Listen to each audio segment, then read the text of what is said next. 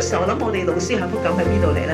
其實我哋學生，你甚至我哋家長嘅説話，或者我哋即係我哋同齊之間嘅透過多活動啦，多探索，多體驗，多鼓勵，多欣賞。我哋希望每個小朋友都有自己嘅成長故事。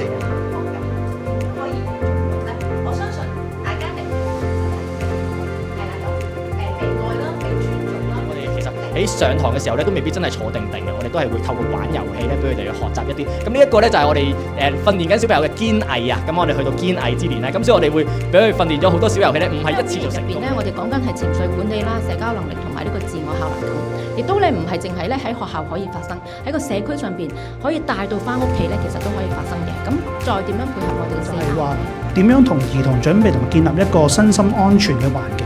點樣佢 create 咗個 psychologically safe 嘅一個 environment 咧？其實係我哋表達快，我哋珍惜關愛每一個年青人。要對抗嘅咩？就係呢個社會，我哋講價值，講能力，而忽略咗每個人嘅重要性。我估呢個其實咁家長都面對喺管教上面好大嘅壓力，佢哋本身自己又點樣去舒緩壓力咧？除咗聽好多嘅知識之外，其實喺嗰個家長個角色上面，佢哋都需要啲嘅提。之前3年咧，我哋就去諗究竟有啲乜嘢對佢哋嚟講其實有幸福感咧？原來有時唔係賺大錢嘅，亦都唔係咧要令到佢哋有啲好大改變，反而咧係生活入邊原來佢哋能夠有人情味啦。